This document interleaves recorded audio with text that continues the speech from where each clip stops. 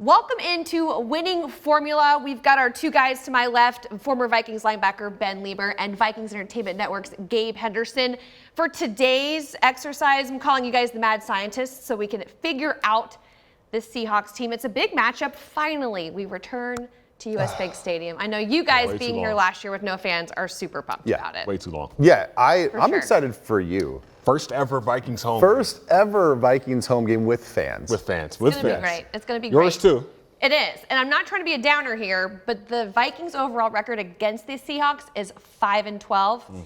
However, if anyone's going to know how to beat the Seahawks, it's this guy, Ben Leber, who's had 2 wins. 2 of his 5 wins. Yeah, I think I am the actual catalyst for all these wins. Well, we got a helmet behind us, a helmet over there, some shoulder pads behind the screen. So if you're getting my drift. Yeah, I think we can just walk down the hallway and get all kitted out if I really want to. There you go.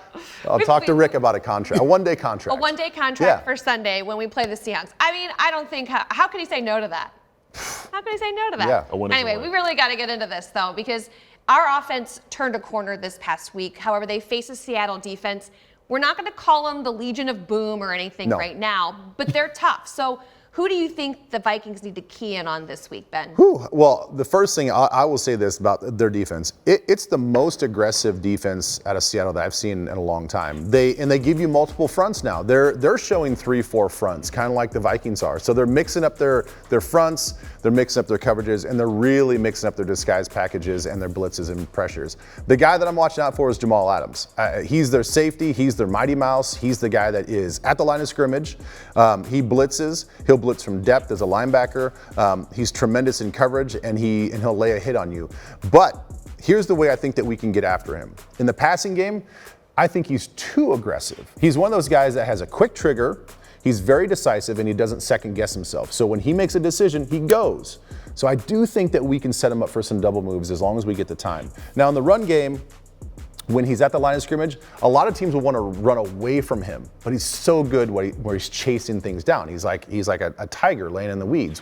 When he chases things down, that's when he makes a play. You put a blocker on him, he's not as good. So I think whatever run you have, check to where Jamal is at, run at him, put a blocker on him, and you'll have better success. Yeah, and there were times where the Tennessee Titans, they did like a zone play and the backside tight end went and kicked Jamal Adams out. So there was a lot of cutback opportunities to your point of Jamal Adams just shooting the gap or just playing full speed.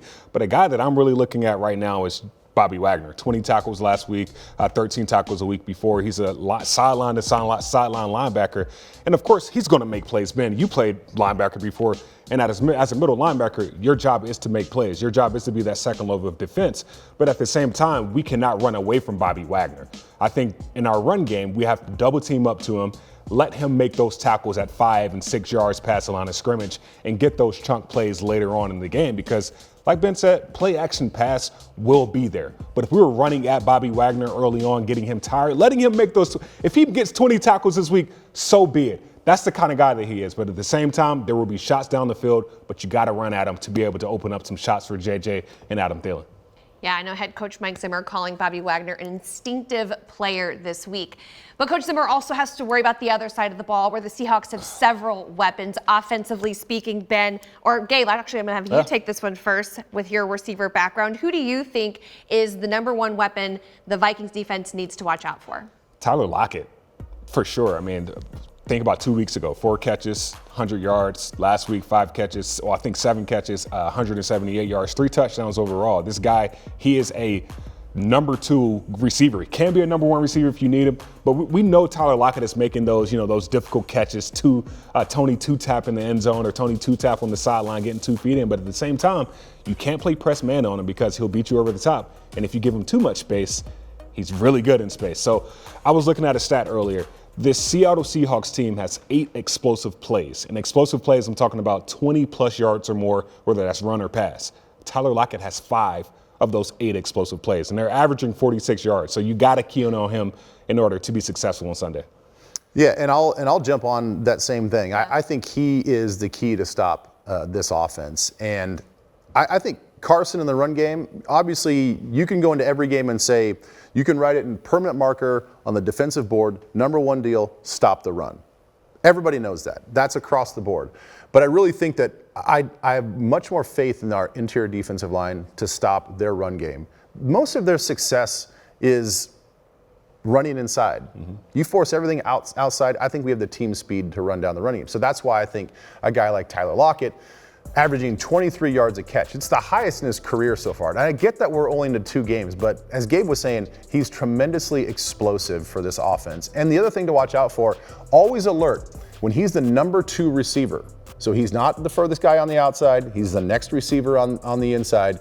They find a lot of ways, pick routes, rub routes. They find ways to get him open, and he's always the number 1 target in the deep shots as a number 2 receiver. For sure, and you got to think a lot of teams have been keying in on DK Metcalf, and with them keying in, Tyler Lockett has been getting open. So it'll be a test to say, hey, let's key in on DK Metcalf, make sure we don't stop him, make sure we don't get a 4th and long like that happened last year in Seattle, but also make sure we keep Tyler Lockett at bay. Well, isn't it weird that we're just like, oh yeah, we'll let Metcalf try to beat us. Like, right. I know, like he's pretty talented too. Yeah, just a little bit. He's due a big game too. He has been a little more quiet because the teams have been keying in on it. And I wonder if a guy like Patrick Peterson for this one game, because of the physicality and the size, they just say, you know what, Pat P, if we're going to have you lock down anybody and travel across the formation with one guy, maybe we lock you on Metcalf. Pat P has played the Seattle Seahawks 19 times in his career.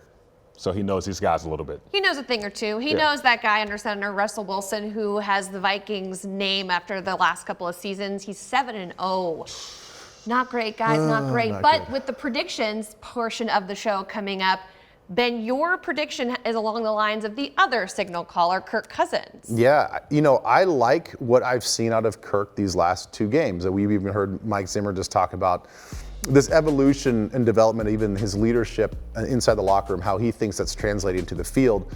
I look at this as they are a very aggressive defense. They're going to do everything they can to stop Dalvin Cook. I know that they're probably not going to put 8-9 guys in the box like they did with Derrick Henry last week, but their emphasis and their MO is to stop the run. So I think you can have a lot of one-on-one battles on the outside in which I have more faith against our wide receivers than their defensive backs. So I have Kirk Cousins. Here's my prediction.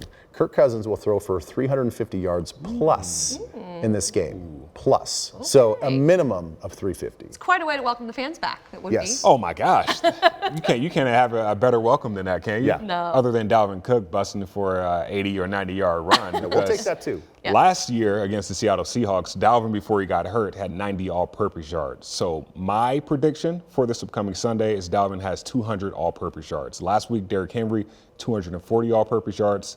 I think Dalvin will have a day. And I'm just speaking of opportunities getting down the field in the run game. But you'll see, if you watch the film, Derrick Henry was one-on-one with Bobby Wagner just in the pass game, whether it's like, a quick hitch over the middle or just a choice route. Like, granted, Bobby Wagner's going to get those 20 tackles, but it's going to be 7-8 yards down the field, and you just keep racking those yards up, keep pounding down the middle, and let's have a big game. I like the way you guys see it. It really does sound like a winning formula. Vikings-Seahawks Week 3, the big US Bank Stadium home opener this Sunday, kickoff set for 3:25.